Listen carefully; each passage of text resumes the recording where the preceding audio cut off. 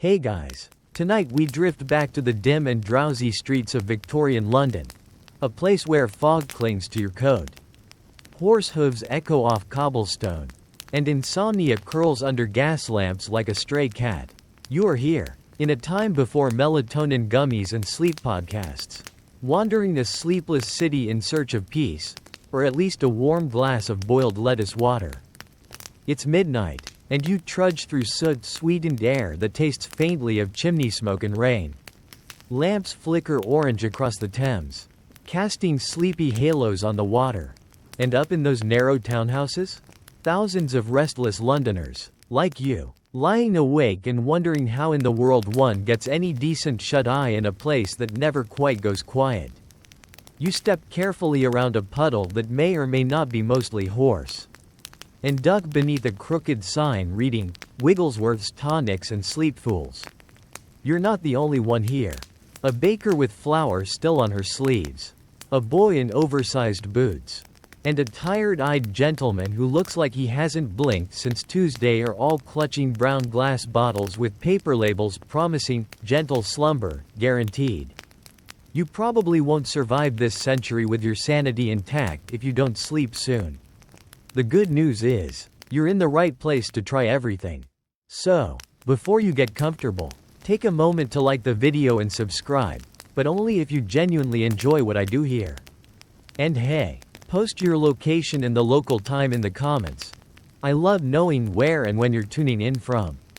Now, dim the lights, maybe turn on a fan for that soft background hum, and let's ease into tonight's journey together. Your room, if you could call it that, is on the third floor of a lopsided building off Fleet Street. The wallpaper is peeling like sunburn. The bed springs squeal like a gossiping rat. And the window refuses to close fully, a feature you'll curse repeatedly around 3 a.m. It's just you, a ticking mantle clock, and the vague, sour hope of sleep. Spoiler: it's not happening anytime soon. Victorian Londoners, especially in the city's clamorous heart, were no strangers to insomnia. And it wasn't the gentle, "oh dear, I had trouble dozing off" kind. It was the full-on, mind-rattling, ceiling-staring, foot-shuffling, existential angst-flavored kind. The kind that makes you contemplate whether one more hour of lying still is worse than just getting up and alphabetizing your breadcrumbs. Mainstream history tends to focus on wars, empires, and tea.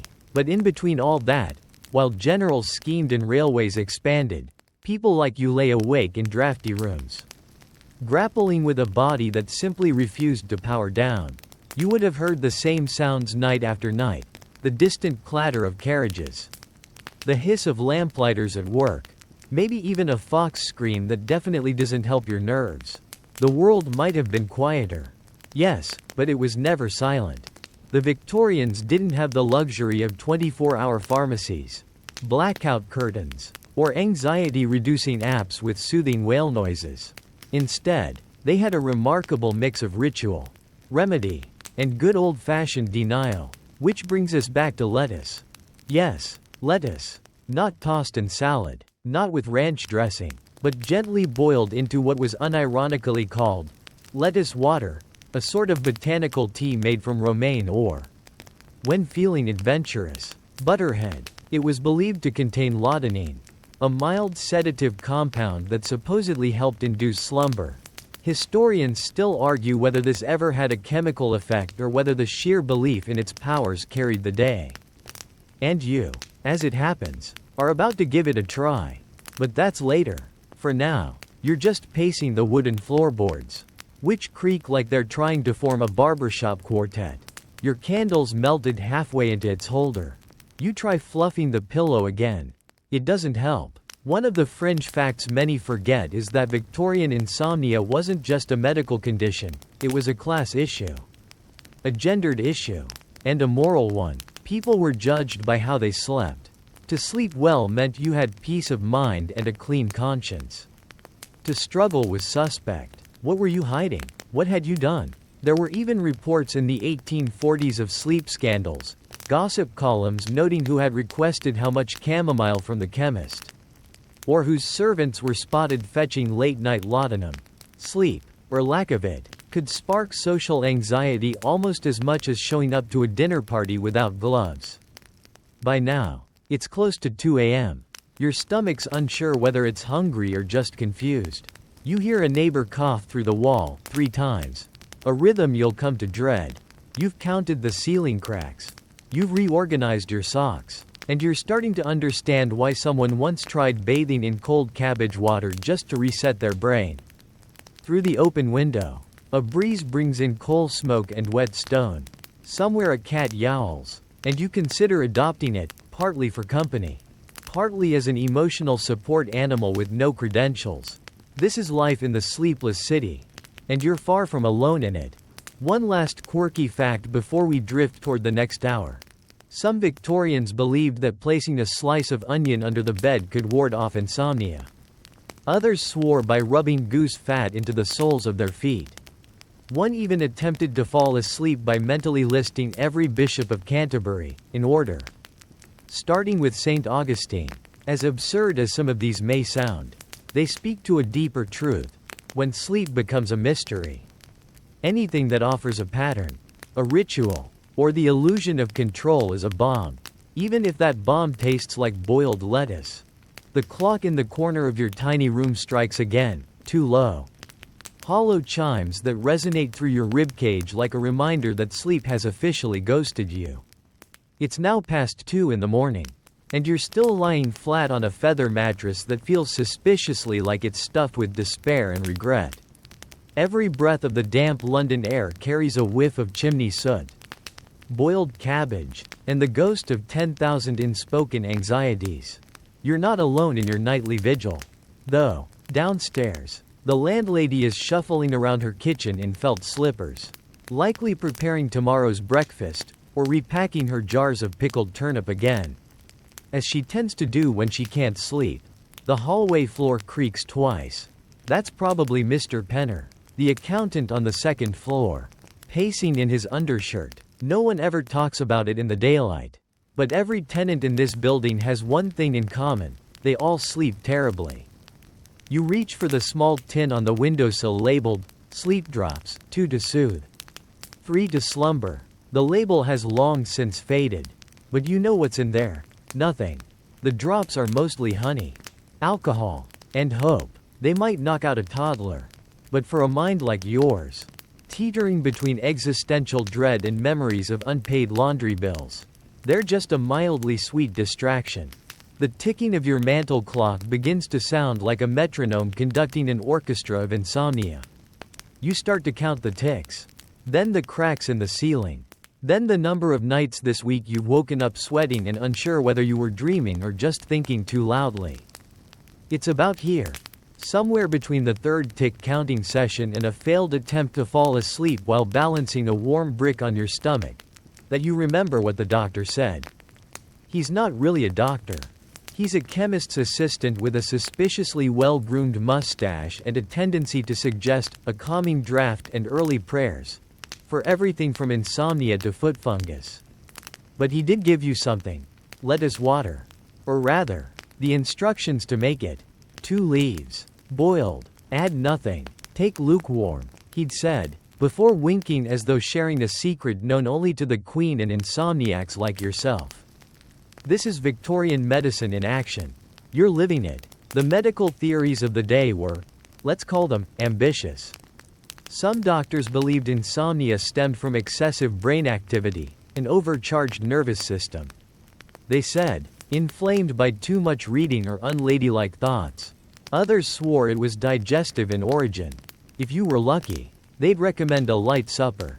If you were less lucky, you'd be prescribed a beef jelly compress or told to walk briskly in circles before bed to burn off excess ether. One physician even recommended repetitive shadow gazing, which is exactly what it sounds like. Watching your own silhouette dance across the wall by candlelight until your mind got bored enough to collapse. It worked for exactly no one, but the idea got published in a pamphlet anyway.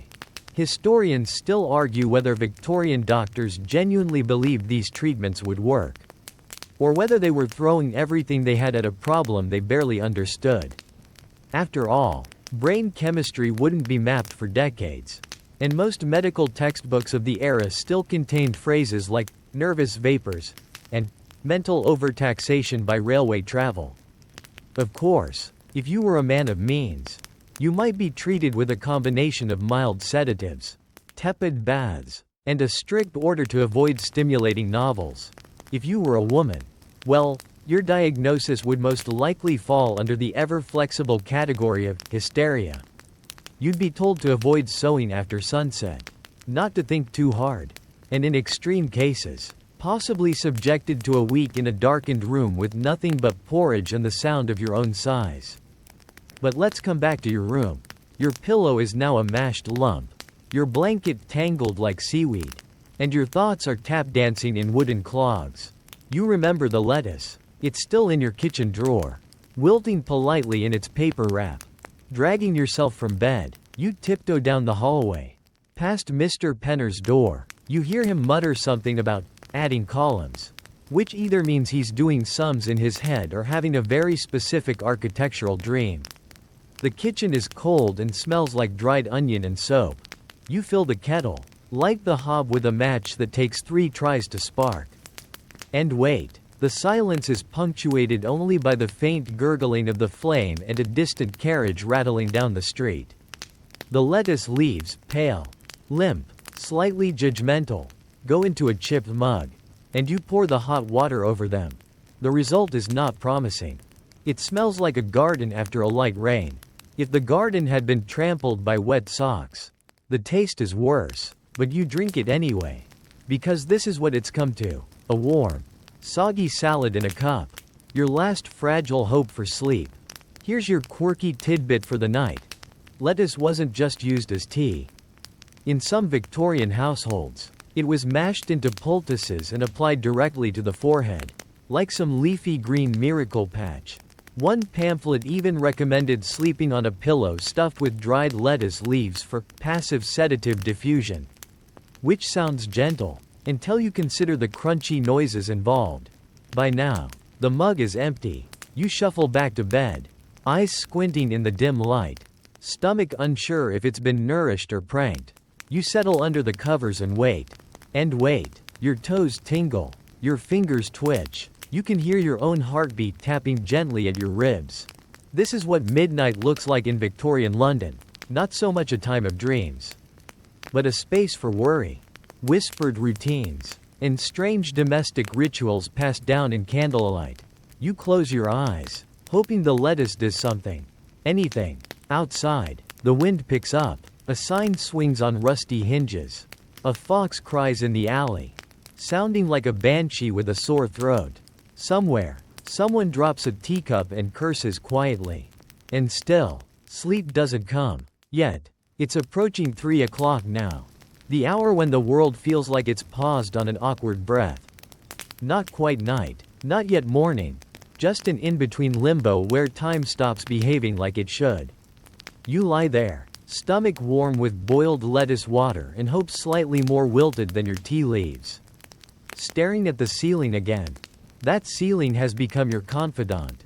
You've traced every line, every stain shaped vaguely like an accusing ghost or perhaps the British Isles after a bad rainstorm. Your ears sharpen, maybe out of boredom, maybe desperation, and you start picking up sounds you hadn't noticed before. The tap of condensation on the windowsill. The soft hum of a carriage horse snorting in its sleep. The faint shuffle of someone rearranging themselves in a bed across the courtyard. You realize something then. London doesn't sleep. Not really. It just murmurs into quieter patterns. The city breathes differently at night, with fewer boots and more cats. Fewer sellers hawking apples and more chamber pots being emptied discreetly into the gutters.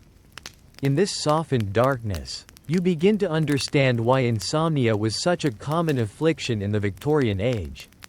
London itself seemed built to prevent it. The gaslights outside your window flicker with a steady pulse, barely dimmed by the thick velvet curtains. You pull them tighter, but it's no use, the glow leaks in around the edges, painting your room in a persistent haze of yellow-orange. Warm, but not comforting. This is the price of progress. Gaslight, One of the marvels of the industrial age. Turned night into day. Shops stayed open later. Printing presses churned through the evening. And neighborhoods that once went silent after sunset were now alive with the hiss and pop of flame-fed bulbs. Historians still debate whether the spread of gaslighting was the single most sleep-altering invention of the century. Some argue that clocks and rigid work hours did the real damage. Others point to factory schedules, which forced early mornings and late nights with very little in between. Whatever the case, you can't help but feel like the human body didn't get the memo that darkness no longer meant downtime. You roll to your side and close your eyes, pretending for a moment that you're adrift on a quiet river rather than imprisoned by your own buzzing thoughts. But the mattress groans under your hip, and a spring pinches your ribs like a spiteful gnome. You sigh. You're not the only one. Meet your fellow insomniacs. The seamstress down the hall who stitches buttonholes by candlelight just to keep her hands busy. The butcher who plays solitaire with meat-wrapped fingers. The constable who tries breathing exercises while wearing his helmet indoors.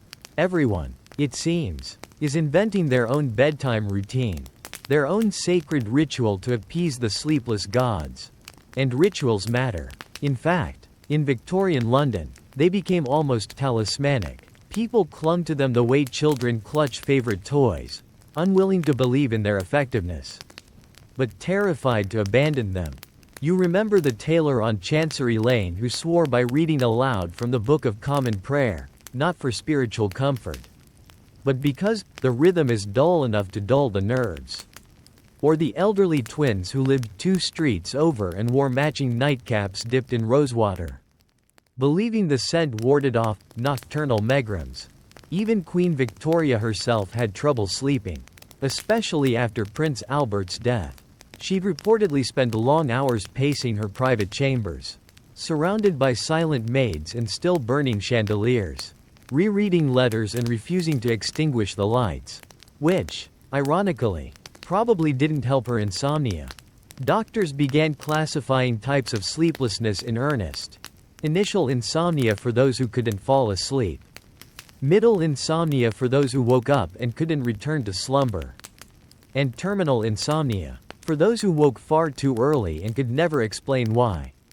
You, of course, were collecting all 3 like morbid little medals of honor. A curious French theory of the time blamed urban insomnia on magnetic fields. Yes.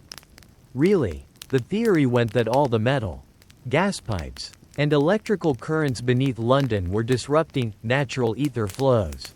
One enterprising inventor even sold copper sleep shields that you were supposed to hang above your bed like a protective dome. It didn't help, but it made for a great conversation piece. The air in your room grows colder. You tug the blanket higher. The lettuce water is now a faint memory in your belly, like a polite guest who slipped out without saying goodbye. Your eyes are heavy, but not with sleep, just the weight of having stared at too many unyielding shadows. You flip your pillow. It's cooler on this side, slightly damp from your own breath and maybe a few nervous thoughts. This is the Victorian sleep dance, reposition. Sigh, reflect, repeat. As a final attempt, you reach for a crumpled pamphlet you picked up at the apothecary last week. The Slumbering Gentleman's Guide to Nightly Rest. It says, with an illustration of a man in an embroidered robe smiling at the moon as if they just agreed on something. You skim the tips. Most are nonsense. Tie a ribbon loosely round the left ankle. Whistle a hymn backwards. Consume no more than 3 apples in a fortnight, but one stands out. Immerse feet in warm salt water. Then dry briskly with wool. You consider it for a moment. Then glance at your bare feet. They stare back at you, cold and unimpressed. Another fringe tip? Whisper a dream to yourself, in full sentences, before you sleep. You are aboard a dirigible made entirely of sponge cake. You murmur into the dark. A violin made of beeswax plays softly in the corner. You wait. Nothing. No sleep. But you do feel vaguely ridiculous. Which is something. Still, all jokes aside, you feel yourself shifting, not into sleep. Not yet, but into a kind of mental softness. The edges of your thoughts are rounding off. The noises outside feel a little less intrusive. The mattress doesn't stab quite as rudely. Maybe, just maybe, your body is finally willing to negotiate. You pull the blanket tighter. Fold one arm beneath the pillow. And exhale slowly. Outside, London stirs. Inside, you settle. And somewhere, in a quiet crevice between one breath and the next, a yawn sneaks up on you. It might be the lettuce. Or maybe it's just the hour. You don't fall asleep. Not yet. But something shifts. Instead of feeling like you're fighting your body, you start to notice its soft surrender. Your limbs are still restless. Your mind's still a tangle of half thoughts and half regrets. But there's a quietness creeping in. A gentling, like the city itself is pulling a blanket over your thoughts. And that's when you start to hear it, not just the usual late-night sounds, but something deeper, the faint, rhythmic thump of factory presses in the distance. Industrial London never fully stops. Even now, as gas lamps flicker low and footsteps fade into the fog, a handful of machines churn steadily along. Stitching, stamping, pressing, sleep, it seems, is optional for the engines of progress. You're reminded, uncomfortably, of just how much the Industrial Revolution had to do with the sleeplessness now haunting every street and alley. Before all this, before coal and steam and clattering wheels, nights were ruled by stars and candles. People went to bed not long after sunset. But now the city roars late into the night, powered by innovation and insomnia in equal measure. The working class bears the worst of it. Imagine being a lamp lighter, walking miles of cobbled streets, carrying a tall brass pole and a small flame, setting each lamp ablaze and praying not to trip over a drunk solicitor. Or consider the seamstress, bent over stiff cloth and thread by gaslight until her eyes burn and fingers blur. Even chimney sweeps had night shifts sometimes, sent into soot-choked flues long after most people had eaten their final potato for the day. And what of you? You, lying here beneath a paper-thin blanket that smells faintly of mothballs and lavender sachets, are starting to see the pattern. This is a city that worships productivity. If sleep doesn't serve that end, it's not respected. You feel it in your bones, the subtle guilt of lying still when the world keeps spinning. Historians still argue whether the Victorian era's shift toward sleeplessness was truly physiological or more cultural, a new morality around being constantly useful. The line between rest and laziness blurred. Nighttime was no longer sacred, it became negotiable. The new factories, open by day and sometimes night, didn't just change labor, they changed time. Before the industrial age, people followed polyphasic sleep cycles. 2 shorter periods of sleep, divided by a wakeful hour in the middle of the night, were common. People might wake at 2 a.m., pray, tend the fire, or talk softly before returning to bed. But the clock-punching culture of the 1800s demanded straight, unbroken sleep, 8 full hours, no interruptions. The irony? As the expectation for solid sleep increased, actual restful sleep decreased. You shift on your mattress. One leg sticks out into the cold air, your body's ancient attempt to regulate temperature. You sigh. You wonder if the man in the next room is also trying to sleep by pretending to be a bag of warm laundry. You're not far off. Most people you pass by each day are just as tired as you, though they hide it well beneath starched collars and practiced yawns. The cab driver who nods off between fares. The librarian who forgets which book she's holding. The postman who delivers the same envelope twice and never quite remembers the mistake. Some turn to naps, others to tonics, but many, far too many, start dabbling in stronger stuff. Laudanum, for instance, that Victorian favorite, a mixture of alcohol and opium, sold in dainty bottles with lovely fonts, promising dreams laced with clouds and oblivion. It was cheaper than tea, more potent than prayer, and more addictive than anyone dared admit. It wasn't just the artists and poets using it, housewives, bankers, clerks, even schoolteachers kept a bottle tucked discreetly away. Laudanum worked, at least for a while. It smoothed over the rough edges of consciousness. dulled the screaming clocks inside one's head. But its cost? Oh, it stacked up, slowly, quietly, like a fog thickening by the hour. By the time many realized they were dependent, they were too deep in its velvet clutches.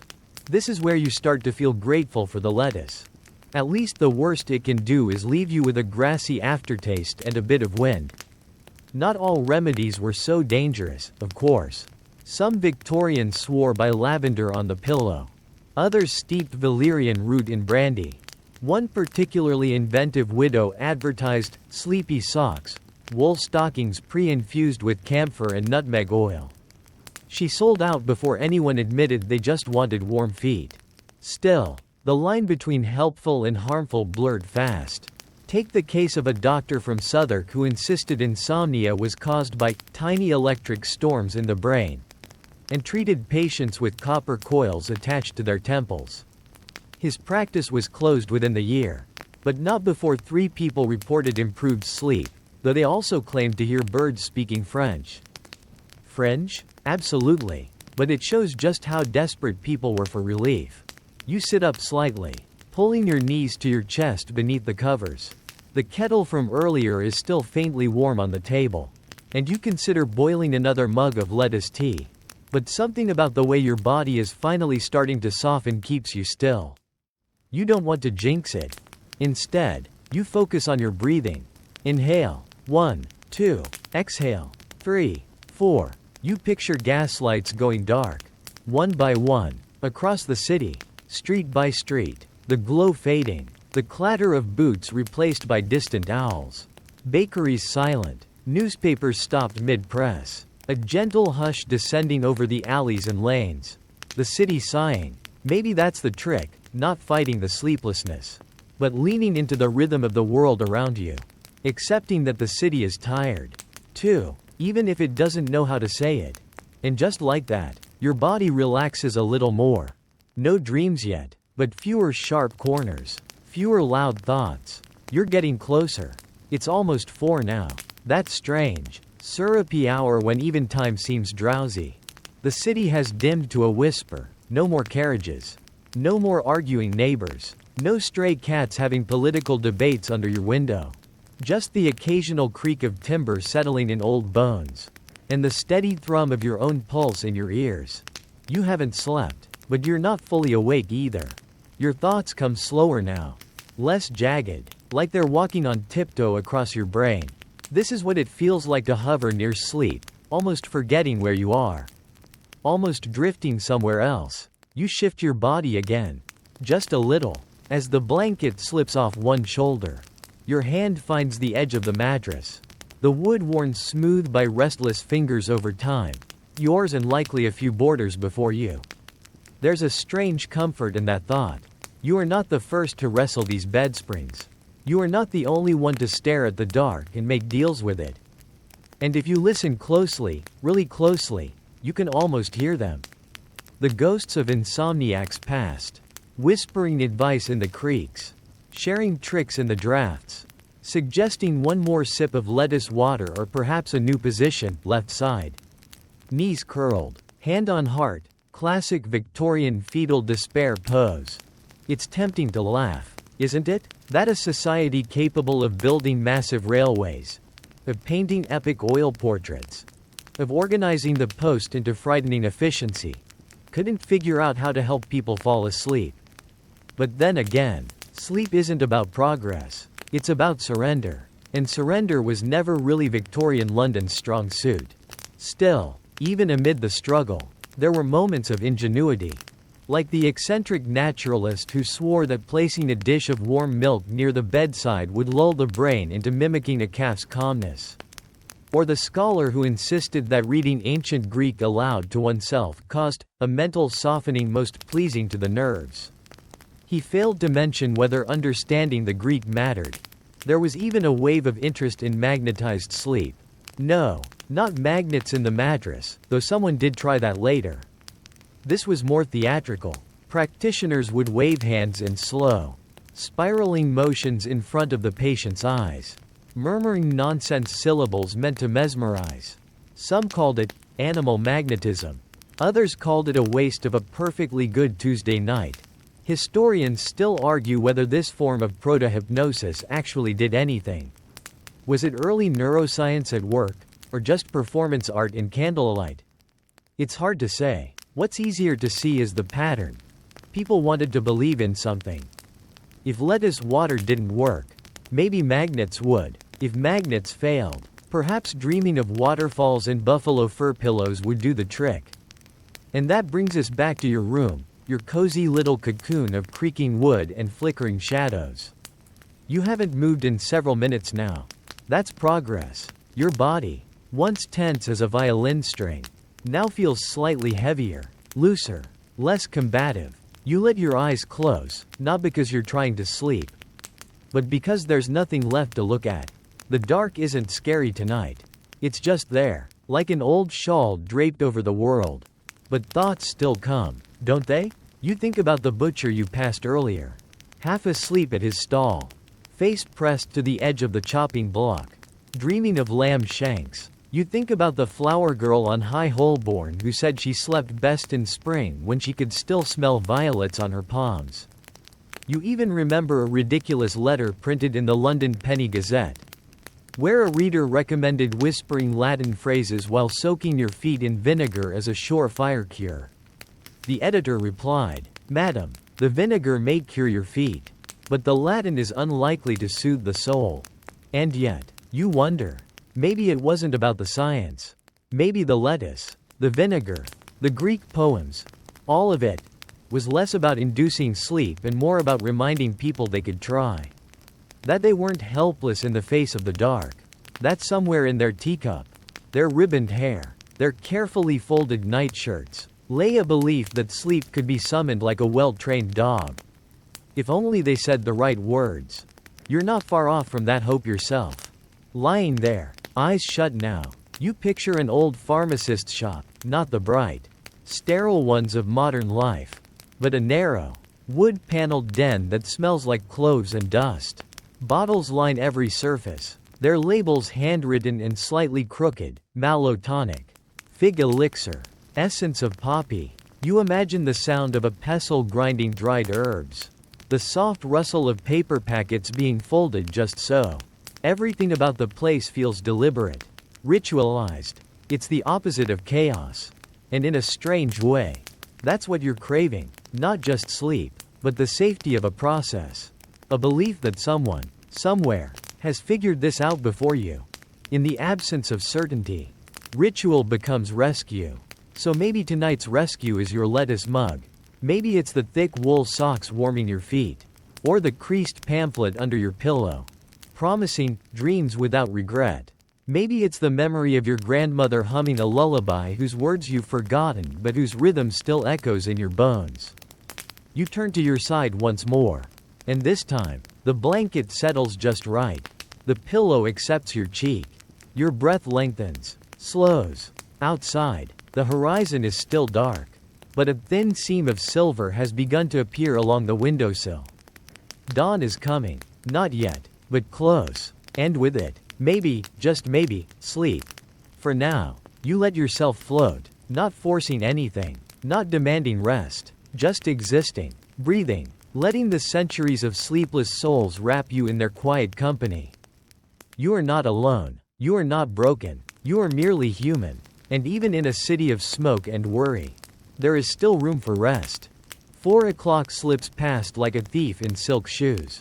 You miss it entirely, drifting in that dreamy limbo where time gets foggy around the edges. You're not quite awake, not quite asleep, just pleasantly untethered, like floating on your back in a warm, invisible sea. The blanket is now wrapped around your legs in a manner not unlike a Victorian burrito. Your head, once filled with mental static and lists of things left undone, feels just a little lighter. And your eyes? Well, they open and close like sleepy shutters. Not from frustration now, but from quiet curiosity. You're letting the night hold you, instead of fighting it. This is a small victory. And in Victorian London, small victories against insomnia were celebrated with deep reverence, and usually a new tonic or two. You imagine the apothecaries of the time, those cramped, Shadowy shops with jars stacked to the ceiling. There's always a cat somewhere, asleep in a mortar bowl. Every surface is cluttered with powders, potions, oils, and suspiciously labeled tinctures like Somnus Draft or Dr. Clegg's restorative elixir for persons of delicate nerve. You're standing in one now, mentally. Anyway, watching as an elderly woman with tight silver curls purchases something labeled lettuce essence. She nods solemnly at the shopkeeper, who assures her, as they all do, that this particular bottle has a calming effect most immediate. You wonder how many times she's bought that same bottle. You wonder if it ever truly helped, or if she just liked the ritual of it. Historians still argue whether these remedies were medically sound or simply part of a broader cultural placebo, a collective willingness to believe that something would work, so long as it was prescribed in Latin and came with a cork. One quirky fact: in 1851, a London sleep specialist named Dr. Farnsworth opened what he called the Slumber Cabinet, a traveling exhibit that offered demonstrations of sleep aids to the public. It featured blackout beds, soundproof curtains, and mechanical soothers, devices that mimicked the motion of a cradle using ropes and weighted pulleys. Visitors could pay a penny to lie inside for 5 minutes. Most emerged dizzy, amused, and still very much awake. But they wanted it to work. That desire, perhaps, was half the magic. You pull the blanket tighter again and shift onto your back. The moon has dropped behind the row houses across the street, and the glow in your window is soft and blue now. Morning is still a rumor, but it's gaining traction. You start to wonder about the people across the city, the other late-night wanderers and would-be sleepers. The dockworker in Limehouse, perhaps, drinking something stronger than lettuce water while watching the mist roll over the river. Or the young mother in Islington bouncing a colicky baby by firelight, humming an old folk song she can't quite remember. You wonder what tricks they've tried, what rituals they've made sacred in the name of slumber. There was a fashionable sleep journal published briefly in the 1860s, Nocturne Digest. It claimed to catalog the sleep habits of society's most successful minds. Lord this, Lady that, the Duke of wherever. Most of the entries were fabricated, of course, penned by bored interns at the printing press. But readers didn't care. They loved it. People wanted to know how the wealthy fell asleep, as if copying their routine might somehow bring rest and riches both. Some readers wrote in to share their methods.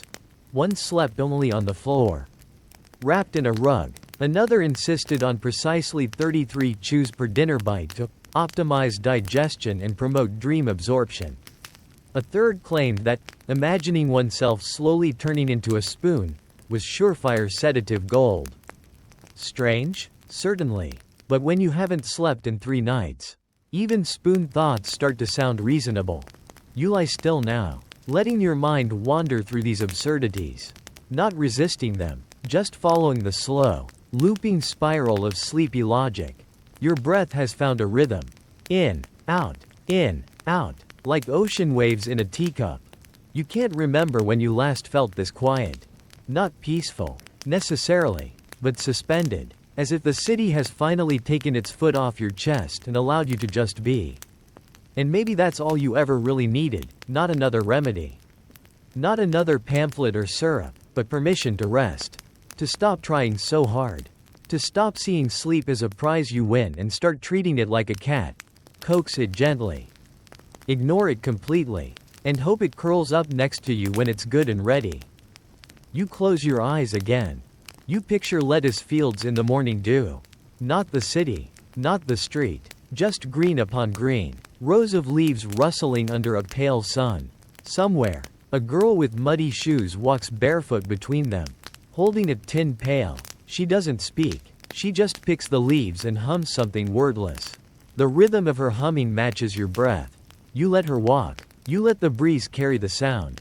This is a better place to be. You're not sure how long you stay in that image. But when you drift back to awareness, the sky outside your window is even lighter now. The stars are fading. Somewhere nearby, a bird chirps once, like it's thinking about singing but not quite convinced. You feel your chest rise and fall with new stillness. Your muscles slacken. The fight in you has gone quiet. You're not asleep. Not yet. But for the first time tonight, you believe you might get there. And that belief is almost as good. You're still here. Still in bed. Still waiting, but not anxiously. More like a boat. Adrift and content to float. Knowing that eventually, the tide will pull you somewhere softer. Somewhere deeper. Somewhere you don't have to steer. Your room has become familiar now in the dark. The shapes of the furniture are old friends. The ticking of the clock is less a reminder of time slipping away and more like a lullaby, tapping out its rhythm gently against the walls of your mind. It's strange to think how something as mundane as lettuce became your companion through this night. But here we are. And for the Victorians, lettuce was more than a salad, it was a symbol of surrender. A green flag waved towards sleep. Not dramatic, not drugged, not desperate, just mild, pleasant, unthreatening. It didn't demand silence or stillness. It just offered a suggestion. Maybe you'd like to close your eyes now. Of course, they weren't the first to think this way. Lettuce had been praised for its sedative effects as far back as ancient Egypt. The Greeks thought it purified the mind. The Romans, particularly Emperor Augustus, allegedly swore by it after falling ill. Lactuca sativa, the Latin name, even refers to the plant's milky sap, thought to have a calming effect on the nervous system. Victorian herbalists adored this lineage. They liked remedies with roots. Figuratively and literally, anything that came from ancient wisdom and a garden plot was deemed trustworthy, wholesome, and, most importantly, non-scandalous. Lettuce tea didn't carry the social weight of opium or the suspicion of hypnosis. It was soft, plant-based morality in a teacup. Historians still argue whether this particular preparation, boiled lettuce water, had any measurable pharmacological effect. Some claim the lactucarium, the plant's white sap, contained trace compounds that mimic sedatives. Others believe that by the time it was boiled and diluted, any impact was psychological at best. But even skeptics admit, the act of preparing it, the boiling, the steeping, the sipping, was a kind of nightly prayer. You remember standing in the kitchen earlier, watching the steam curl upward, watching the water slowly take on that faint green hue. The patience it demanded, the quiet it insisted on. You weren't just drinking something, you were signaling something. Telling your body, we're turning down now. There's something comforting in that. You think of all the hands through time that have performed the same ritual. Grandmothers with silver hair and kettle-stained aprons. Students in drafty dormitories. Widowers with no one left to talk to but the night. All reaching for the same leaf. All hoping for the same rest. You shift again beneath the covers. Not out of discomfort, but habit. Your body has been chasing sleep so long it's forgotten how to hold still. But that chase is slowing now. The desperation has dulled. You're not hunting sleep anymore, you're inviting it. Outside your window, a breeze stirs. It carries the smell of wet brick and something faintly floral. Maybe a neighbor's rooftop garden has spilled its scent across the air. Maybe the city is trying, in its own foggy way, to be kind. You think of the oddest sleep remedy you ever read about. A Victorian poet who placed a teaspoon of sugar under his pillow every night, convinced it sweetened his dreams. Or the actor who tied a silk ribbon around his wrist, certain it kept lunatic thoughts from escaping his fingers while he slept. And, of course, there were the lettuce evangelists, those who insisted on specific varieties. Steeping times, water temperatures. One 1873 pamphlet warned against oversteeping, claiming it would make the dreams too vivid, bordering on the fantastical. Another recommended adding a single clove for improved spiritual digestion. You smile faintly at that phrase. Spiritual digestion. What a very Victorian thing to worry about. Your own digestion is fine, thanks to a modest supper and a lack of existential terror for once. That in itself feels like a triumph. No bread loaf of doom weighing down your belly. No spiraling thoughts about what you said to that shopkeeper 3 days ago. Just warmth, and the steady hum of a night winding down. You let your mind wander again. This time to a quieter place. You picture a small cottage garden, fenced with ivy and bits of scrap wood. It's early morning, and dew clings to every leaf like glass beads. There's a woman there, maybe you, maybe someone else, wearing slippers and a shawl, harvesting lettuce with slow, practiced hands. She hums as she works, not because she has to, but because the rhythm feels good in her chest.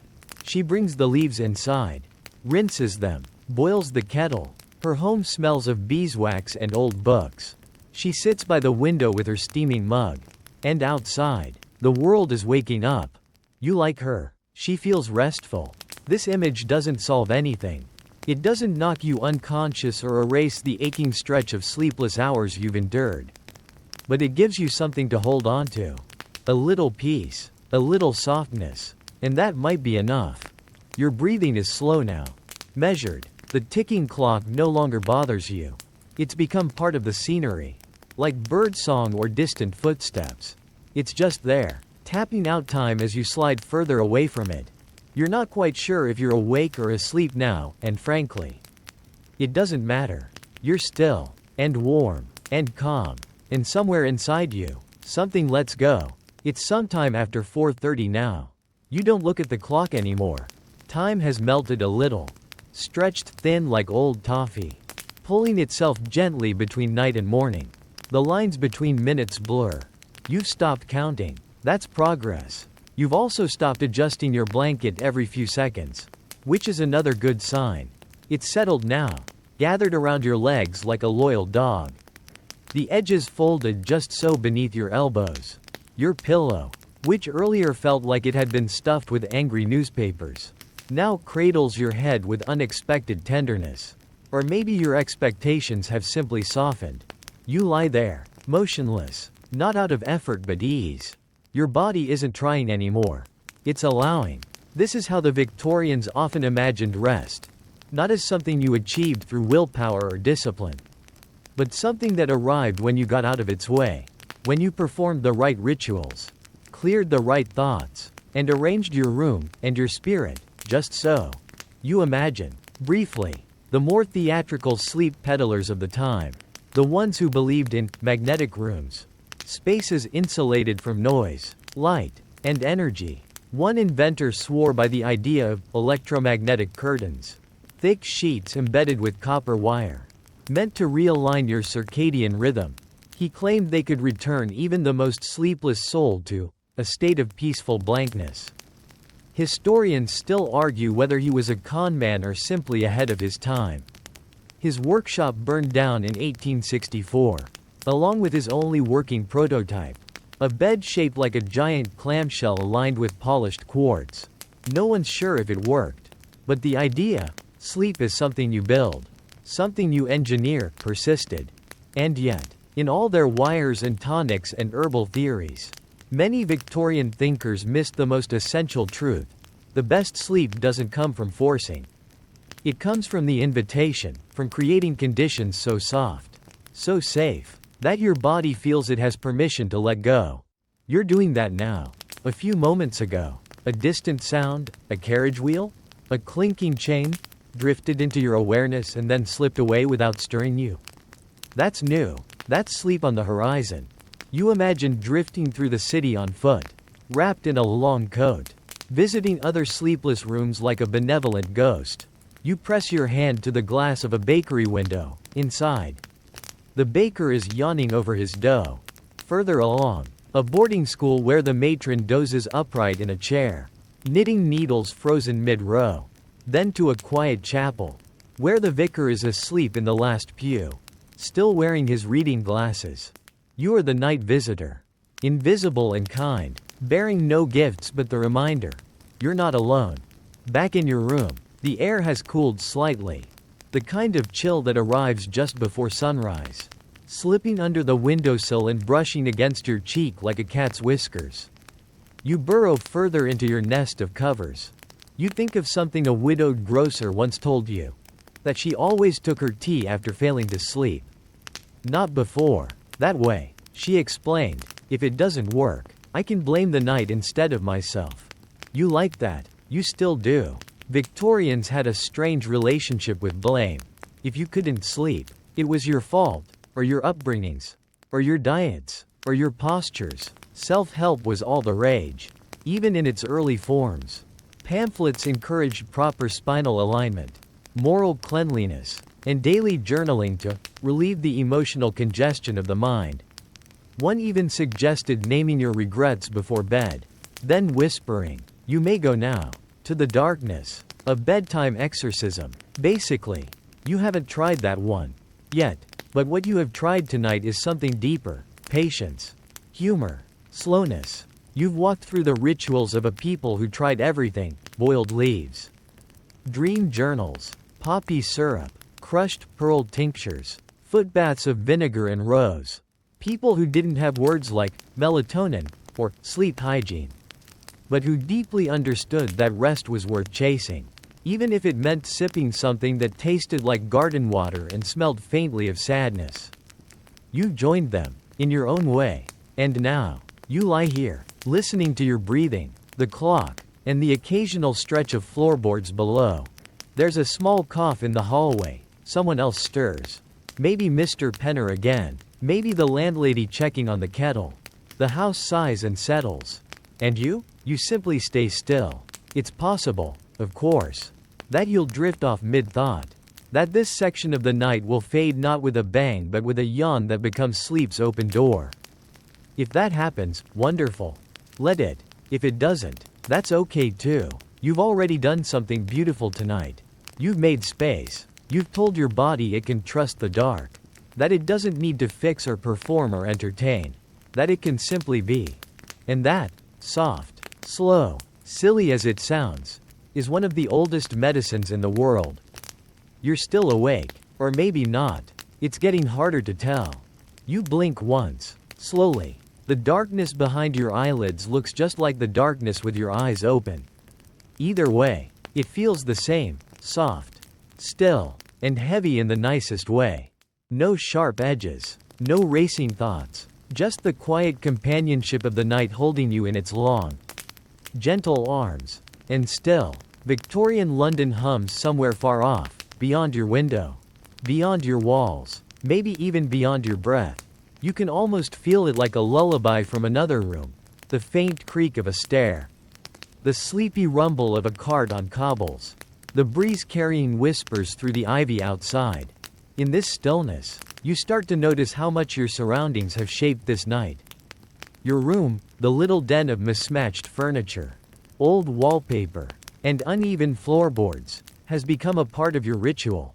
Not perfect, but yours. And the Victorians understood the importance of sleep environments better than you might expect. The bedroom was a battleground. Yes, but also a laboratory. People tried everything. Plush velvet drapes to block the gaslight glow, glass water jugs to humidify the air, tin foot warmers to trick the body into believing it was already wrapped in safety. There were pillows of varying firmness, stitched with herbs or stuffed with straw, mattresses layered in horsehair, wool, or if you were very unlucky, discarded newspaper. There's even record of one gentleman, an eccentric naturalist with a fondness for rituals, who swore that sleeping on a pile of freshly washed laundry helped him mimic the tranquility of clouds. His wife reportedly never forgave him. You smiled to yourself at that thought. There's a kind of romance to it. In a way, people wrestling with sleep, not as a chore or a medical problem, but as an art form, something that demanded creativity, trial and error, a bit of flair. Historians still debate the effectiveness of all these Victorian techniques. Did the foot warmers really help? Did lavender-spritzed linens calm the nerves? Were heavy curtains enough to silence the street noise of a rapidly industrializing city? Or was it all theater? A performance meant to reassure an anxious society that it had some control over the uncontrollable. Your blanket shifts slightly as you exhale, and you notice your shoulders aren't clenched anymore. Your jaw is soft. Your hands lie open and unbothered by your sides. These are the tiny signs of surrender. You're not storming sleep's gates tonight. You're inviting it in like an old friend who doesn't need to knock. It's funny how much noise you used to carry. Not out loud, but inside. All those quiet urgencies. Did I do enough today? What if tomorrow is worse? What if I never sleep again and slowly turn into a dust-covered bookend? And yet, here you are, still breathing, still whole, still wrapped in this strange little night with its boiled lettuce water and ghostly echoes of people who also tried and failed and eventually, somehow, succeeded. You recall reading about a peculiar 19th century woman known in her neighborhood as the sleeper. She claimed to only wake once a week, rising just long enough to take tea and listen to the church bells before drifting off again for 6 more days of slumber. The locals, rather than question it, simply built their routines around her schedule. She dreams for all of us. One neighbor said. Of course, it was probably exaggerated, or she had a medical condition no one had a name for yet.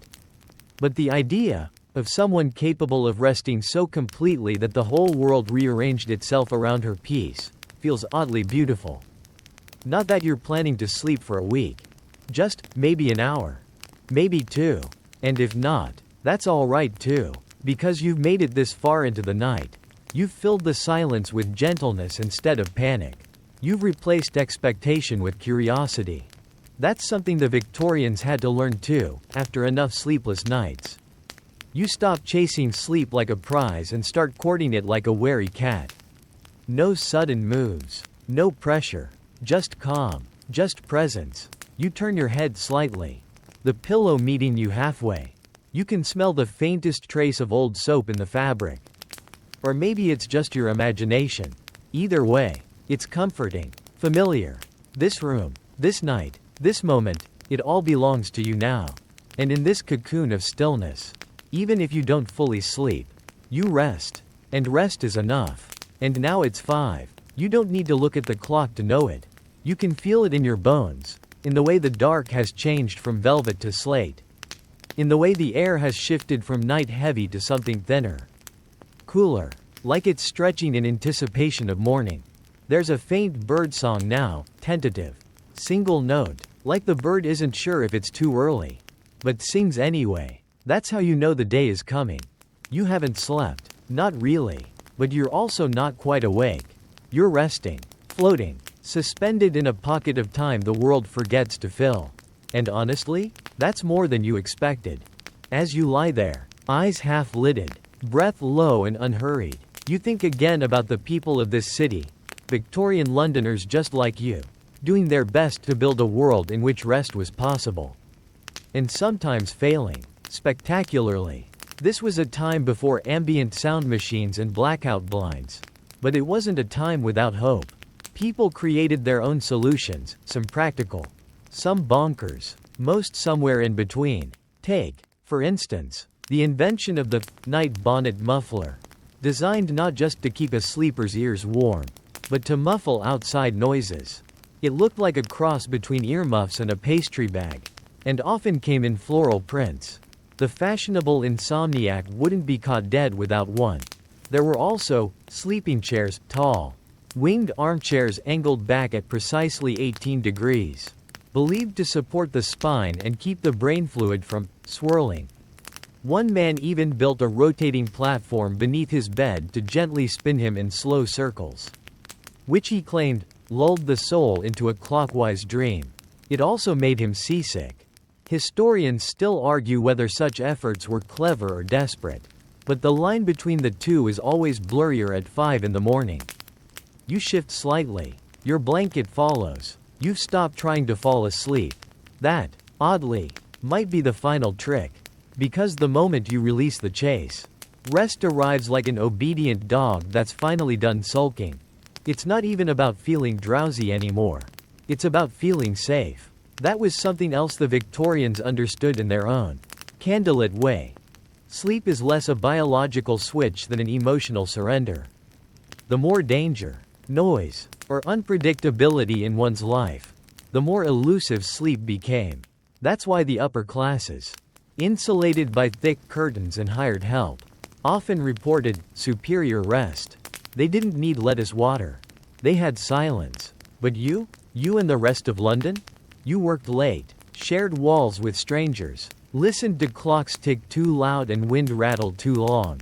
You lived in the friction of the world, where sleep had to be carved out like a sculpture from noise and worry. And so you invented ways to feel secure.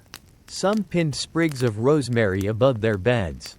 Others left the Bible open to the Psalms. One famously nervous tax clerk tied a bell to his toe and connected it to the bed frame so he'd hear any intruder before the blow landed. Unsurprisingly, he never slept. But for many, the solution was simpler: ritual. Lettuce water boiled the same way each night. A small prayer whispered 3 times. The blanket folded just so, with the edge of the sheet tucked behind the knee. Familiar motions, repeated not for effect, but for reassurance. That's what you've created here, without even noticing. A ritual of stillness. The creaky bed, the cooling air, the low breath, the distant bird, now joined by another, and another. You're not alone in this twilight zone. The city is stirring, quietly, gently. A milkman somewhere is lacing his boots. A laundress splashes cold water on her face. A child rolls over in bed, dreaming of something with horses and sweet buns. The world is coming back to life. But you're in no rush. You lie there, still as fog, letting the changing light wrap around you like a second blanket. Your eyelids droop, then lift, then droop again. There's no pressure, no deadline, just a body, resting, breathing, being. And strangely, you feel proud. Proud of having stayed with yourself through this long night. Of having whispered kindness instead of command. Of having laughed at the absurdity of boiled lettuce and magnetic curtains. Of having chosen softness, again and again. That's no small thing. Maybe sleep will come soon. Maybe in 10 minutes. Or maybe not until tomorrow night. Either way, you'll meet it without fear. Because now you know. Rest isn't just about sleep. It's about letting go. The sky is light now. Not bright, but light. That pearly, bluish haze that makes everything look a little softer. A little more forgiving. Chimney pots begin to take shape again against the rooftops. Pigeons fluster on windowsills, adjusting feathers like commuters straightening collars. And you're still curled beneath your blanket. The weight of it comforting now instead of stifling. Your head sinks slightly into the pillow. Not from exhaustion, but from something quieter, permission. This night has been long. Yes, but also gentle. And oddly dignified, in the way that only a Victorian-style insomnia marathon can be. There's no drama, no panic, no midnight declarations of existential doom, though you flirted with a few. Just a steady hum of breath and thought and breath again. Just your body learning, one twitch at a time, how to trust the dark. You remember the phrase from that old sleep pamphlet, the one you found folded into the back of a dusty herb manual. To lay still is to begin the cure. A nice sentiment, if you don't think too hard about the implications. But perhaps there's truth in it. Perhaps the act of simply not trying is what sets the gears of sleep back into motion. And here, in your quiet room, you finally understand something. The Victorians weren't just battling insomnia. They were wrestling with what it meant to pause in a world that refused to stop spinning. They had created a society in constant motion, industrial, imperial, insatiable, and when night fell, their bodies didn't know how to decelerate. So they turned to what they knew: herbs, rituals, mythology, science, and superstition. They tried everything, even boiled lettuce, which, to be fair, is starting to grow on you. Not literally. That would be alarming. But the idea of it, the kindness of it, feels more meaningful now. In a world of harsh solutions and fast remedies, lettuce water is the softest kind of rebellion. It asks nothing. It simply waits to be believed in. And perhaps that's what sleep is, too. You glance toward the window now. The light has shifted again. The softness giving way to something a little sharper. Shadows begin to return, defining corners, edges, objects. Morning is arriving with its usual lack of subtlety. Somewhere down the street, a door creaks open, the first of many. Boots shuffle on cobbles. A bucket is emptied. A horse snorts awake, unimpressed by the dawn. Your house is quieter still. But not for long. You rolled gently onto your side, arm tucked under your cheek. You're not chasing dreams anymore. You're letting them approach at their own pace. Whether they arrive or not, you'll meet them calmly.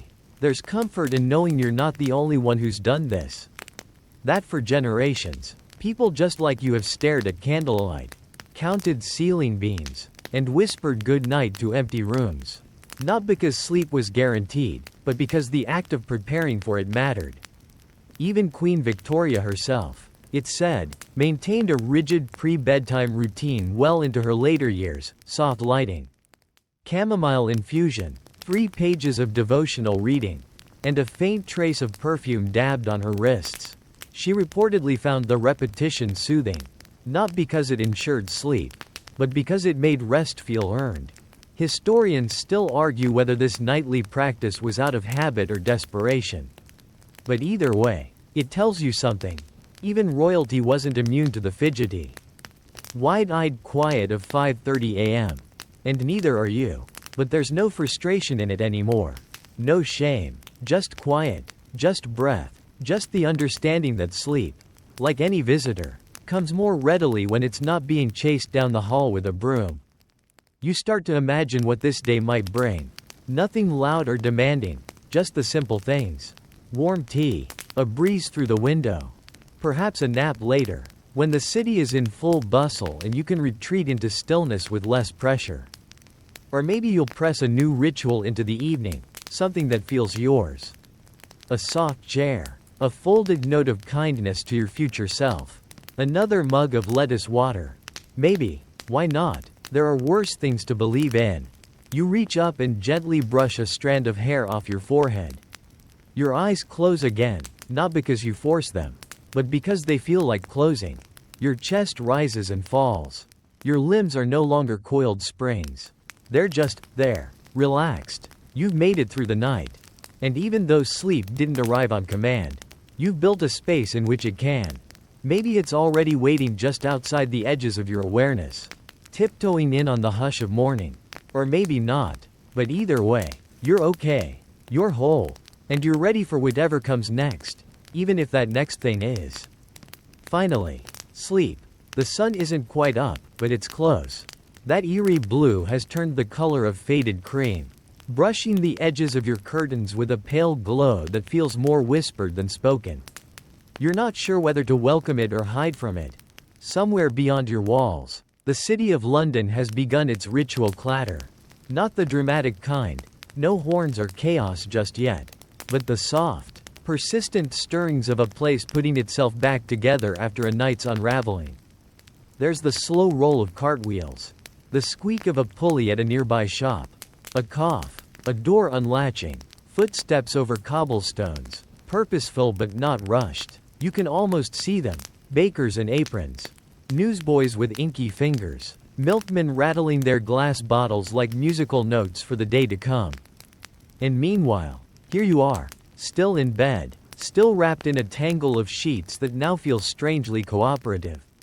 Like they've finally figured out how to support instead of suffocate. You're not exactly asleep, but you're closer. So close that if you don't move or think too hard, you just might slip into it without realizing. It's no longer the kind of sleep you beg for. It's the kind you fall into. Like a forgotten pocket of warmth at the back of a closet. And maybe that's thanks to the lettuce. Or maybe not.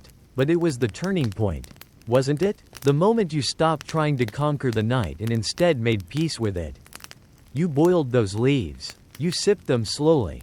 You didn't demand results. You just gave your body something to do besides spiral. That's the real wisdom the Victorians left behind. Not in their tonics or their pamphlets or their sleep machines made of polished brass, but in the way they approached sleeplessness.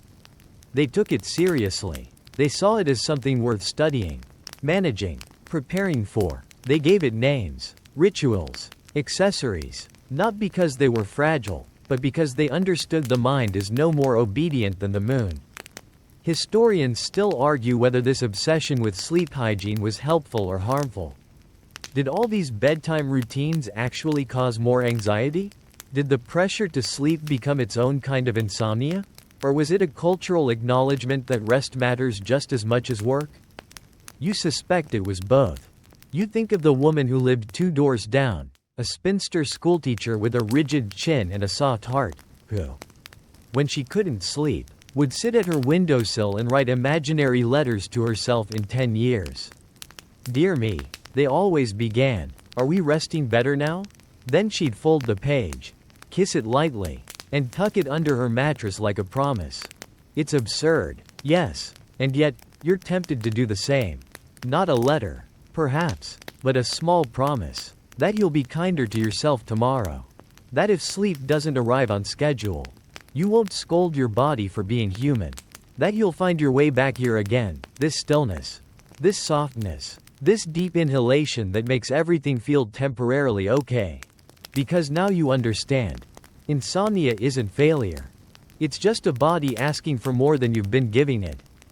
And you have begun to listen. You exhale, long, slow, the kind that feels like setting down a heavy bag after miles of carrying it.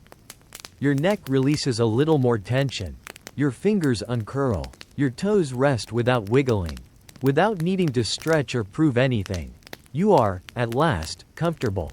And as the sky shifts once more, as the rooftops brighten to a washed gold, as the air carries the faint scent of coal smoke and morning bread, you feel it, not sleep itself, maybe, but the possibility of it. And that is everything. You don't need a finale. No triumphant yawn, no sudden fade to black. Just the quiet certainty that your body knows what to do now. That it will find its way.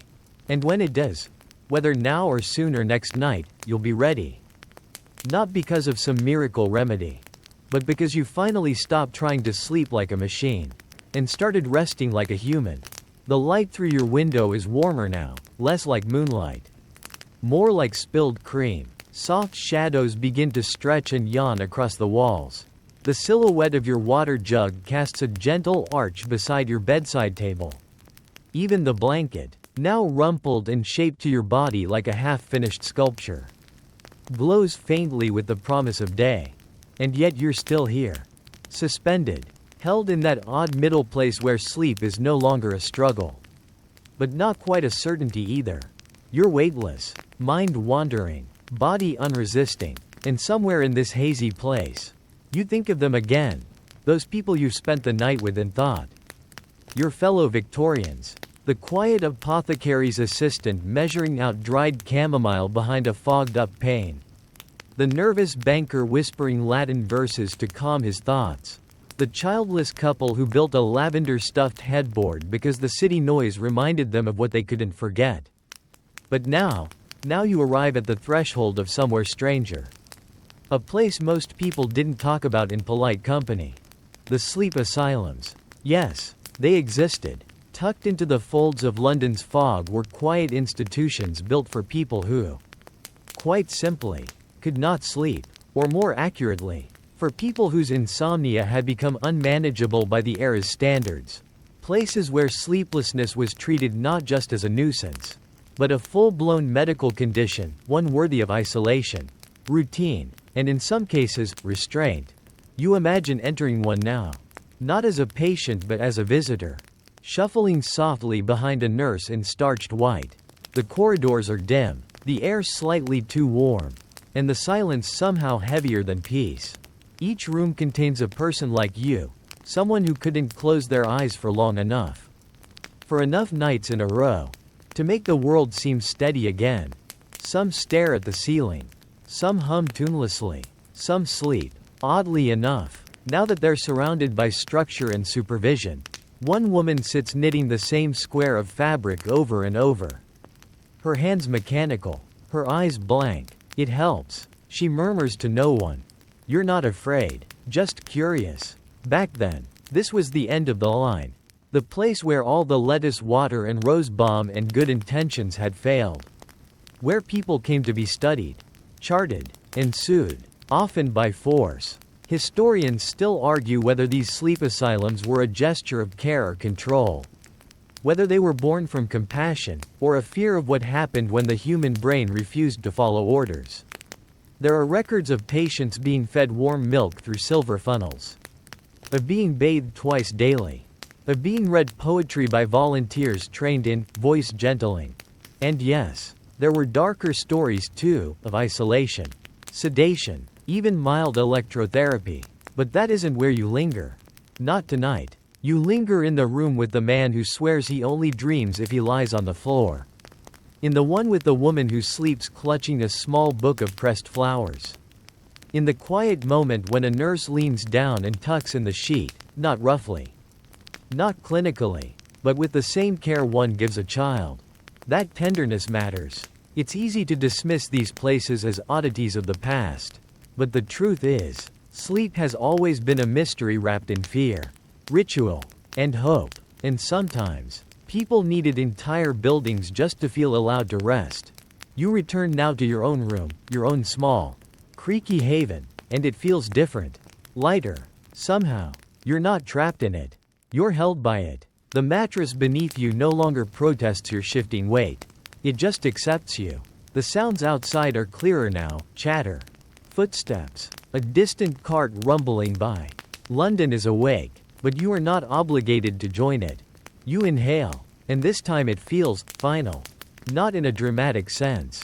Just in the way that says, this is enough. This breath, this moment, this soft surrender.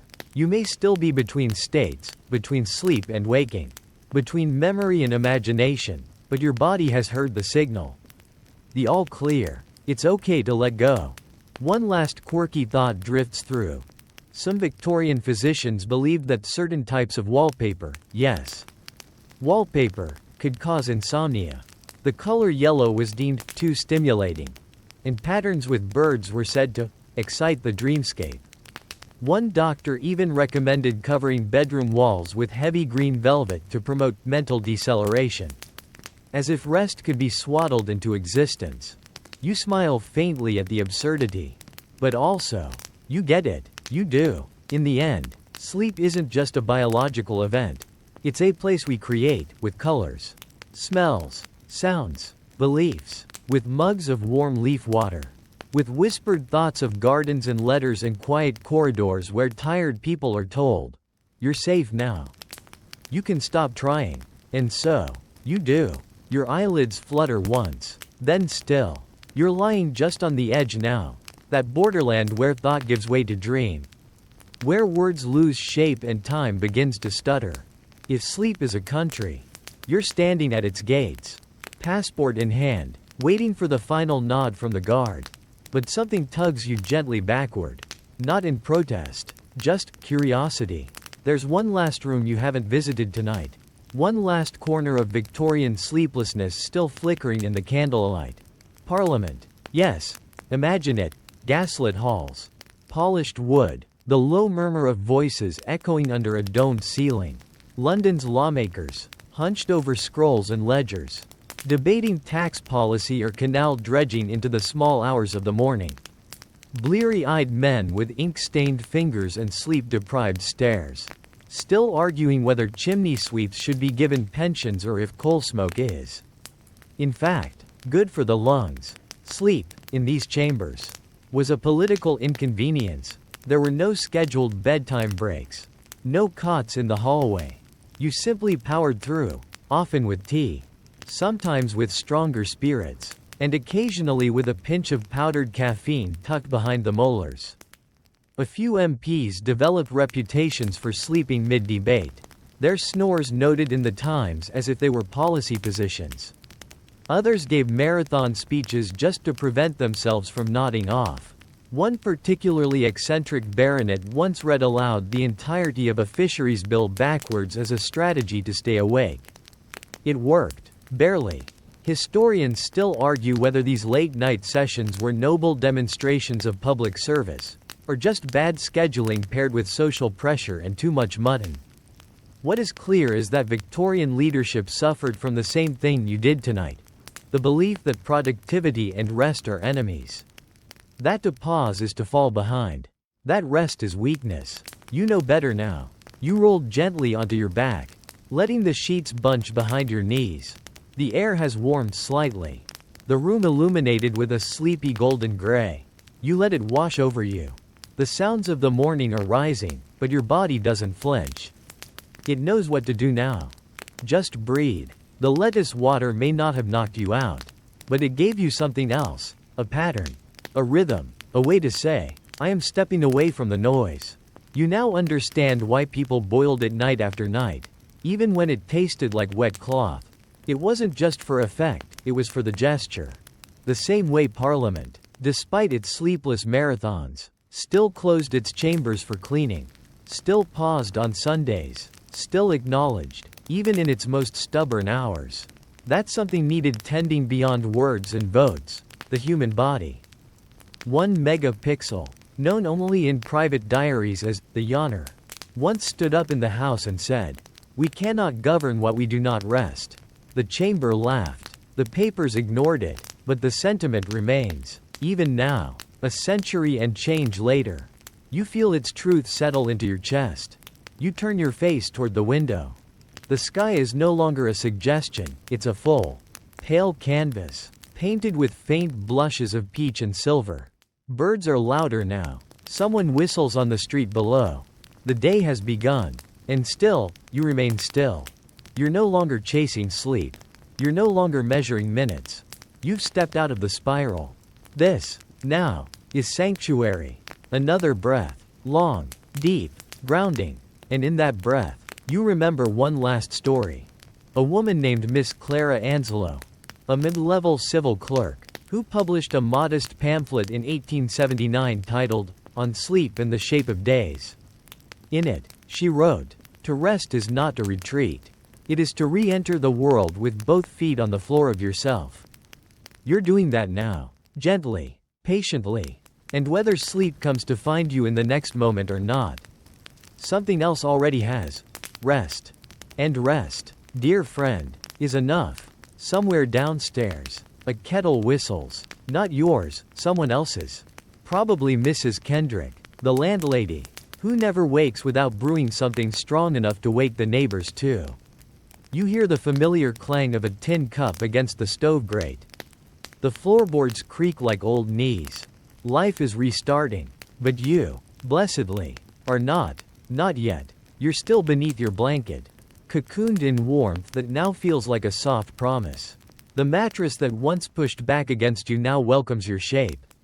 And though your mind is faintly aware of the day trying to unfold itself, you haven't yet decided whether to join it. That's the beautiful thing about this liminal moment, the part of morning most people miss. When sleep is still a possibility, and time hasn't yet begun to demand answers, you exhale into the stillness. Let's be honest, this night hasn't been perfect. You didn't sleep the way storybooks promise. You didn't sink into unconsciousness with a sigh and a satisfied smile. No, you wrestled, wandered, boiled lettuce. You imagined dream gardens, muttered nonsense phrases, and waited longer than any reasonable person should have to. But you also endured, and more than that, you adapted. You joined a long tradition of midnight minds. The mapmaker who sketched coastlines in candlelight because he couldn't turn off his thoughts. The widow who memorized psalms as a substitute for lullabies. The apprentice who swore that brushing his shoes before bed helped set his brain in order. People who didn't defeat insomnia, but learned to walk alongside it until it got bored and wandered off. The Victorians, for all their faults and flourishes, understood that. They made rituals out of the ridiculous, and hope out of boiled plants. If nothing else, they believed that trying to rest mattered, even when sleep didn't follow. Take the case of Sir Lionel Birks, a lesser-known railway financier who wrote an entire pocket diary during a single sleepless autumn. Each entry ends the same way: "No dreams visited me, but I have kept the door open." That line stuck with you. You smile a little now. Under the sheets, maybe you'll borrow it. "No dreams visited me, but I have kept the door open." Historians still argue whether that was a metaphor or a very real note about a drafty hallway. But you don't need to know. You already understand what he meant. You feel it, in your bones, in your breath, in the gentle ache behind your eyes that says, "You made it." And isn't that enough? You're not tired anymore, not the panic kind of tired. The tossing, restless exhaustion that punishes every moment. You're just soft, loose. The tension has drained from your hands, your neck, your belly. You're not fighting anymore. The street below grows busier. Wheels clatter. Voices rise. Someone calls out something cheerful and far too early. A child shrieks at a pigeon. All of it feels far away. Like another planet trying to get your attention. But you don't need to answer. Not yet. The room is lighter now. Truly awake. But you get to decide when to join. You picture yourself stepping gently into sleep, not with ceremony. But like slipping into a warm bath. No splash. No urgency. Just yes. That's all it takes. And maybe it won't last long. Maybe you'll drift in and out. Napping like a fox with one ear still listening. Maybe that's the most your body has to offer today. That's okay too. Because now you know something it took the Victorians' lifetimes to learn. Sleep is not earned through suffering. It's granted through kindness. And you've been kind tonight. Patient. Willing. That's more healing than anything in a bottle. So whether you drift off in the next minute, or just rest quietly until the house is fully awake, know this. You've kept the door open. And one day, maybe even today, sleep will step through it again. The sun is up now. Not hiding behind clouds. Not peeking shyly around the rooftops, truly up. Its light stretches across the floor like a guest making itself comfortable. A warm rectangle moves slowly across your toes, tracing the quiet geometry of morning. And still, you lie there. Not because you're stuck, but because you finally remembered you don't have to hurry. Not now. Not yet. You've been through a long night, one of effort. Of waiting. Of boiled leaves and wandering thoughts. But here you are, still intact, still breathing, still wrapped in a blanket that smells faintly of laundry soap and hope. It's almost funny. In a soft, round-edged way, you did everything. Lettuce water, deep breathing, imagined gardens and sleep asylums and parliament debates and murmured prayers to the furniture. And yet, what worked in the end was surrender. That was the missing piece all along. You hear footsteps overhead, someone upstairs beginning their day. A door creaks open. A cat meows somewhere outside like it's already annoyed with the sun. The city is unfurling, fast and clumsy, as cities tend to do. But your body doesn't flinch. Not this time. You are no longer chasing sleep like a fugitive in the fog. You've stopped pleading. You've stopped bartering. You've simply said, "Here I am. If you need me." And that's all it ever wanted. The Victorians, for all their powdered tonics and patented slumber wicks, never quite nailed this part. They feared sleep in its absence. Treated it like a stubborn servant. A beast to be tamed. They invented chairs and curtains and foot heaters and sleep diaries with spaces to rank your dreams from 1 to 10. They built rituals around sleep so elaborate they sometimes forgot to just rest. Historians still argue whether this was cultural neurosis or clever innovation. But either way, you've learned what they only partially glimpsed. Rest is not a transaction. It's a relationship. And like all relationships, it thrives on patience. You breathe that truth now. Inhale, exhale. Let it fill the quiet places inside your chest where anxiety used to sit. Tonight, or perhaps tomorrow night, or the one after that, sleep will return not because you deserve it, but because you invited it in. Kindly, calmly, consistently. You recall a letter written by a Victorian botanist, found decades later folded into the pages of a book on herbs. It said, simply, "Sleep is like the sea, one cannot run at it. One must stand still and let it rise." You think about that now. As your limbs grow heavier and your thoughts more watery around the edges. Let it rise. Let the sea come. Let it lift you from the boards of this narrow bed and carry you. Quietly. Somewhere with less weight, fewer clocks, and no need for effort. Your fingers curl around the blanket like they're holding onto the very idea of gentleness. Your head turns slightly, sinking further into the hollow you've shaped into the pillow. No declarations, no final push, just presence. Even the lettuce water, your humble little potion from another century, was never a guarantee. But it was a signal. A lighthouse on the edge of the brain that said, the storm is over. You may come in. You wonder how many others over the years have done what you did tonight. Made the tea, smoothed the sheets, whispered nonsense to the ceiling until the words lost their sharpness.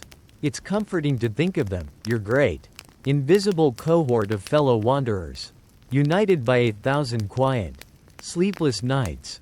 And now, you're one of them.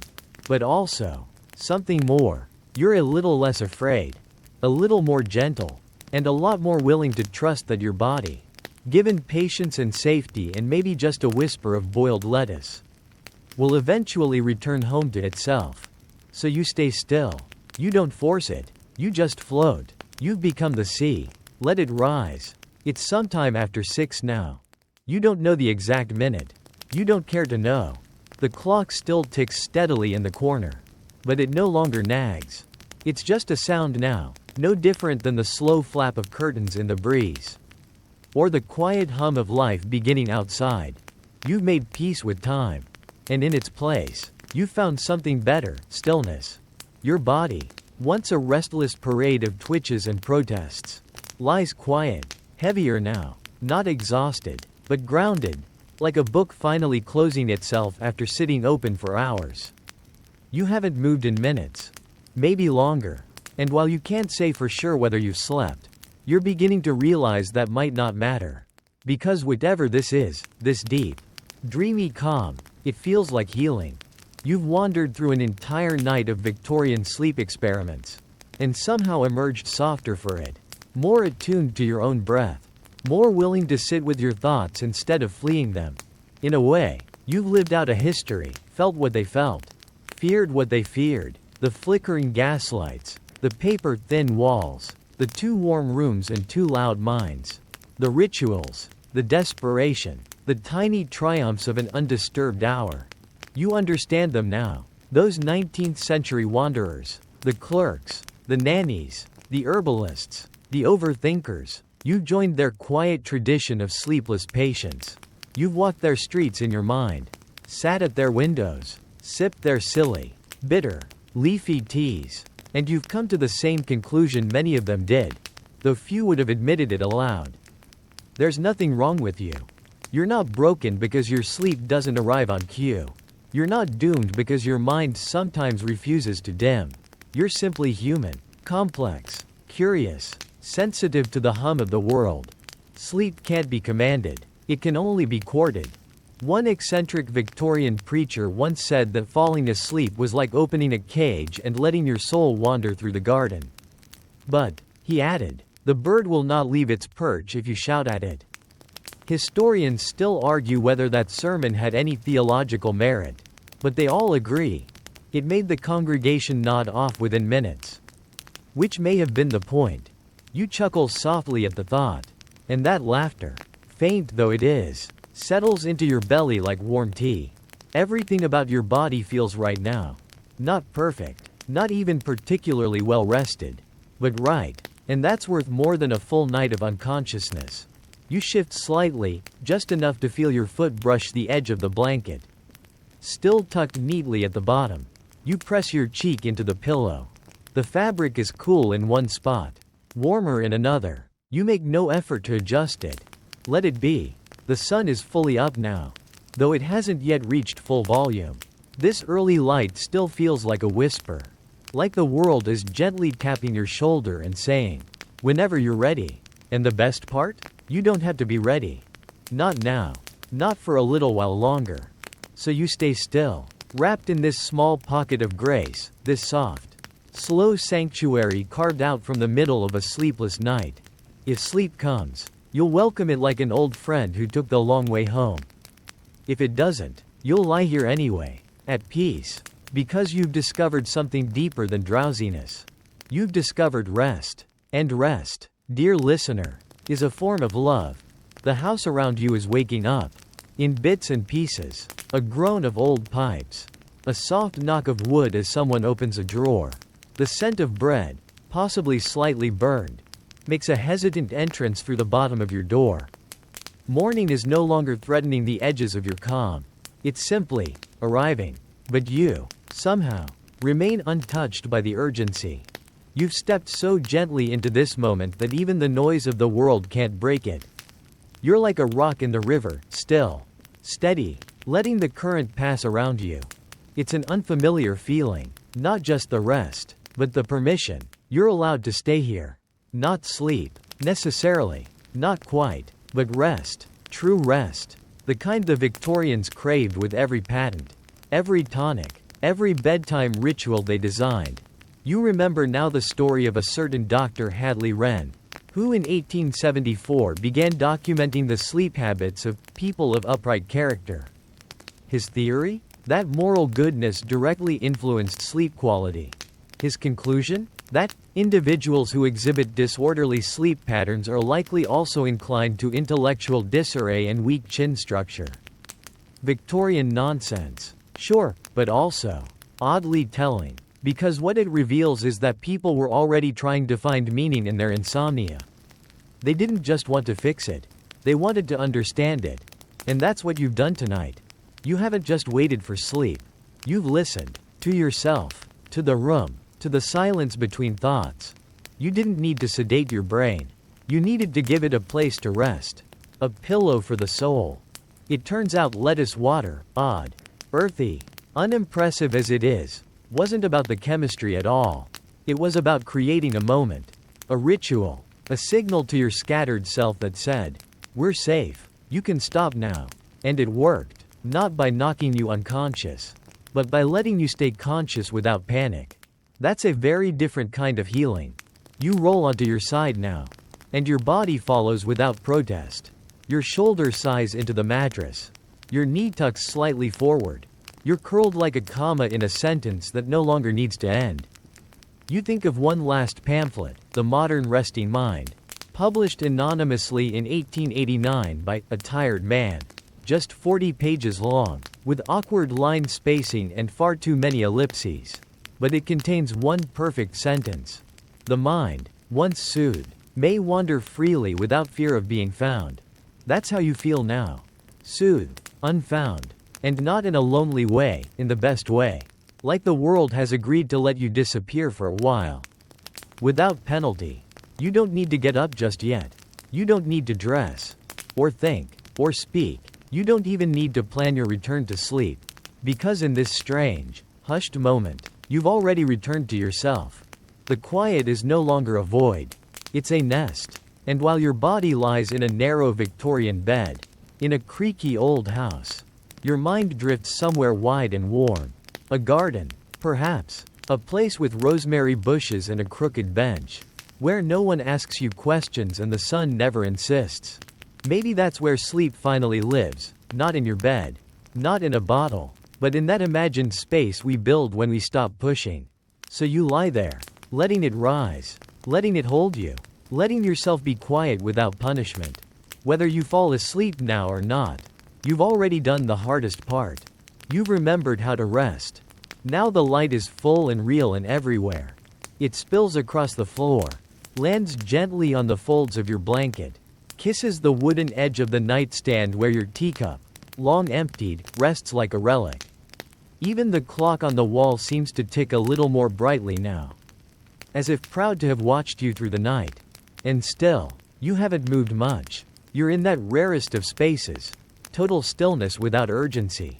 There is no rush to start the day.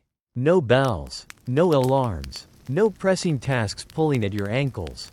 And even if there were, you'd be able to meet them with something new, a softness that wasn't there before. A knowing that rest does not require permission from a calendar. This, now, is where most people misstep.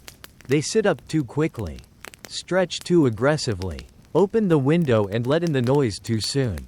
But you know better. You've made it this far with nothing but breath, imagination, and a little lettuce water. No need to abandon grace now. You let your mind wander again. Not with effort, just letting it drift. You find yourself back in the imagined garden. There it is again. The crooked bench beneath the flowering vine. The low hum of bees in the distance.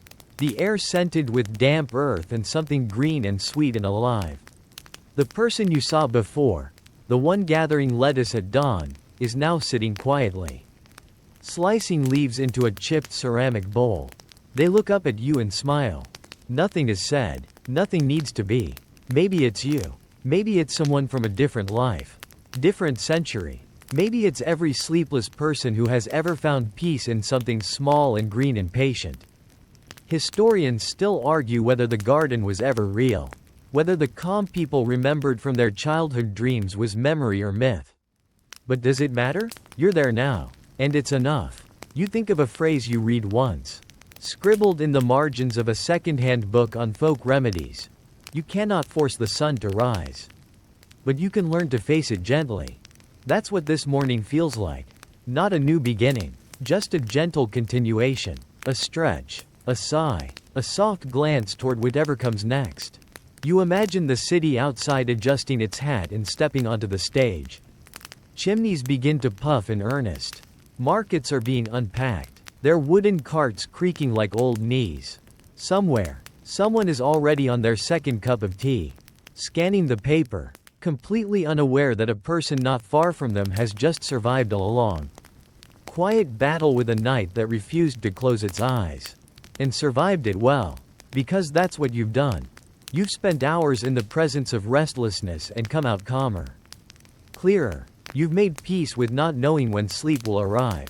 You've replaced expectation with compassion, panic with pause. And in doing so, you've done what most of the old remedies promised, but few delivered. You've restored yourself. Whether you sleep now, in this final hour before breakfast, or later, as the sun reaches its high perch, or perhaps tonight, under another quiet moon, it doesn't matter. Because now, you carry something new. Not a trick, not a cure, a knowing. That sleep is not a test to pass. It is a trust to build. And you've started building, brick by brick, breath by breath. And now, the day is fully awake. The window glass glows. Dust motes drift like tiny lanterns in the morning light. The blanket around you holds the exact shape of your body, molded by patience and warmth. You haven't moved in some time now. You don't need to. You've come to the end of a long, strange, deeply human journey. A journey not through action, but through stillness. You began the night tangled in tension, tick-tocking thoughts, a body that refused to comply, a mind wound too tightly around the silence. And now, you're lying still in the quiet aftermath of all that noise. Not broken or defeated, but soothed. You've walked the halls of Victorian London in your mind, sipped lettuce water by candlelight, toured sleep asylums and whispering boarding houses, listened to the tick of clocks and the creak of bed springs older than memory. And with every moment, every breath, every ritual, every tiny surrender, you've learned something those sleepless souls knew all too well. That rest is a companion, not a conquest. That quietness is not weakness, but refuge. And that sleep is not earned, it is welcomed. You remember now the closing line of a bedtime diary from 1882. Written by a woman named Maribel Tomsworth, a seamstress who stitched by day and wrote short entries by candlelight. I was not visited by dreams tonight, nor was I carried far, but I lay in peace, and the room forgave me for waking. You understand that now. Whether sleep comes for you in the next minute, or the next hour, or later tonight, you've already succeeded. You've turned the most frustrating human condition into a sacred ritual. You've made room in your life for the slowness of it. You've let yourself be enough. Even without sleep, your body, wiser than you give it credit for, will remember this. The weight of your limbs, the softness of your jaw, the comfort in simply lying still, all of it will stay with you. You have nothing left to do. Nothing to fix. Nothing to chase. The room is quiet now. Your breath is slow. Let the light stretch where it may. Let the city stir. Let the blankets hold you a little longer. Because you are exactly where you need to be. And now, as you lie here, still and safe in the golden quiet of morning, allow yourself to soften even more. Let your fingers uncurl. Let your jaw go slack. Let every breath stretch longer than the last, like a sigh that never quite ends. If your thoughts return, let them pass like birds in the distance, interesting, but not urgent. No need to resist. No need to reach. Just drift, like fog over rooftops, like steam from your forgotten cup of tea. You've already done enough, more than enough. You've shown up, you've stayed, you've held space for yourself when the world asked you to keep moving. That matters. So whether sleep is just around the corner now, or waiting for you in the hush of the afternoon, know that this space, this soft, slow place inside you, will always be here. A place you can return to. Again and again. You don't need to try harder. You don't need to do more. You just need to stay soft. Stay slow. Stay kind. Let the weight of your body anchor you to the present. Let the warmth around you remind you. This is rest. And rest is sacred. Now close your eyes, if they aren't already closed, and let yourself fade gently. Like the last candle in a quiet house. You are safe. You are still. You are home.